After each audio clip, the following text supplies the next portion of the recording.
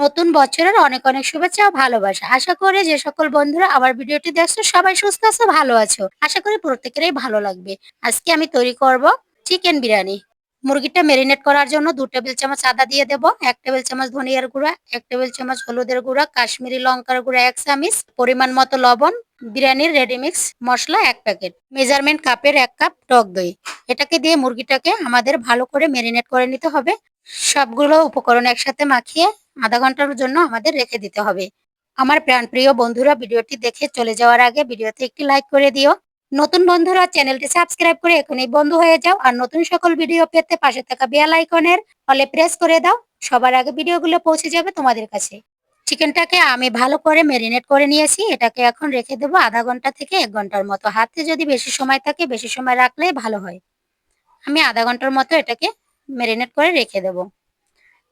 আধা ঘন্টা পরে চুলায় চলে যাব।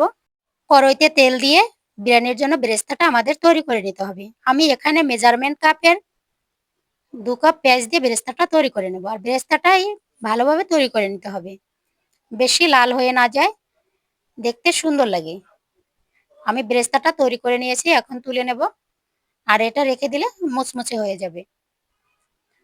আমার বেরেস্তাটা পারফেক্ট ভাবে তৈরি করে নিয়েছি। আমি যেভাবে স্টেপ বাই স্টেপ আজকের বিরিয়ানিটা তৈরি করব, এভাবে যদি বাসায় তৈরি করো সবার প্রিয় রেসিপি হয়ে উঠবে এটি। বেরেস্তাটা সম্পূর্ণ উঠিয়ে নেওয়ার পরে যে তেলটা ছিল ওই তেলে আরো কিছু পরিমাণ তেল অ্যাড করে দিয়ে চিকেনটাকে আমি দিয়ে দিয়েছি। এখন চিকেনটাকে আমাদের ভালো করে কষিয়ে নিতে হবে। চিকেনটা কষানোর জন্য এখানে আমরা কোনো জল ব্যবহার করব না, মশলা দিয়ে ভালো করে চিকেনটাকে কষিয়ে নেব। অল্প আছে চিকেনটাকে দমে বসিয়ে রেখে দিয়েছিলাম 5 থেকে 7 মিনিটের মতো। এখন দেখো চিকেন থেকে অনেকটা পরিমাণ জল বেরিয়ে আসছে। আমি নেড়ে ছেড়ে দিয়েছি। এর সাথে অ্যাড করে দেব হাফ লিটার দুধ। দুধটা দিয়ে আমাদের চিকেনটা রান্না করে নিতে হবে। চিকেনটা আমি দমে বসিয়ে রেখে দেব 10 মিনিটের মতো। আমাদের চিকেনটা এদিকে রান্না করা কমপ্লিট। এখন পোলাওটা রান্না করে নিতে হবে। 2 টেবিল চামচ ঘি দিয়ে দিয়েছি। পোলাওর চালটা হালকা করে ভেজে নেব। বিরিয়ানি রান্না করার জন্য পারফেক্ট পোলাও যদি রান্না করতে হয় তাহলে চালটাকে আমাদের ভালো করে ভেজে নিতে হবে।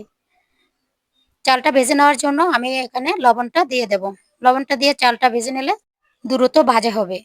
আমি চালটাকে নেড়েচেড়ে ভালো করে ভেজে নেব। চালটা ভাজা কমপ্লিট। এখন জল অ্যাড করে দেব পরিমাণ মতো। আর এখানে একটা টিপস ফলো করে রাখতে হবে। 1 কেজি পোলাওয়ের জন্য 1.5 কেজি জল দিতে হবে। আমি এখানে জলটা দিয়ে দিয়েছি। আমার পোলাওটা দমে বসিয়ে দিয়ে রান্না করে নিয়েছি। কষিয়ে রাখা মুরগিটাকে এখন পোলাওয়ের সাথে অ্যাড করে দেব। সুস্বাদু করার জন্য দিয়ে দেব 2 টেবিল চামচ গোলাপ জল, আর অ্যাড করে দেব 1 টেবিল চামচ কেওড়া জল। এটা দিলে বিরিয়ানিতে দারুণ সুন্দর একটা সেন্ট আসে। আলতোভাবে মুরগির সাথে পোলাওটা মিলিয়ে দিতে হবে, বেশি নাড়াচাড়া করা যাবে না। আলতো আলতো করে আমি এটাকে মিলিয়ে নেব। আমি মিলিয়ে নিয়েছি। এখন বেশি নাড়াচাড়া করার প্রয়োজন হবে না। এখন 7 মিনিটের মতো আমি এটাকে দমে বসিয়ে রাখবো। 7 মিনিট পরে আবার ফিরে আসলাম। আমাদের পারফেক্ট বিরিয়ানি রেসিপি তৈরি হয়ে গেছে। কত সুস্বাদু বিরিয়ানি রেসিপি সহজে বাড়িতে তৈরি করে নিতে পারবেন। রেস্টুরেন্টের বিরিয়ানির কথা মনেই পড়বে না। আর এখন আমি বেরেস্তাগুলো উপর থেকে ছড়িয়ে দিলাম। পারফেক্ট বিরিয়ানি তৈরি করে নিয়েছি। আবার দেখা হবে তোমাদের সাথে অন্য কোনো নতুন রেসিপিতে। ততদিন সবাই ভালো থেকো, সুস্থ থেকো।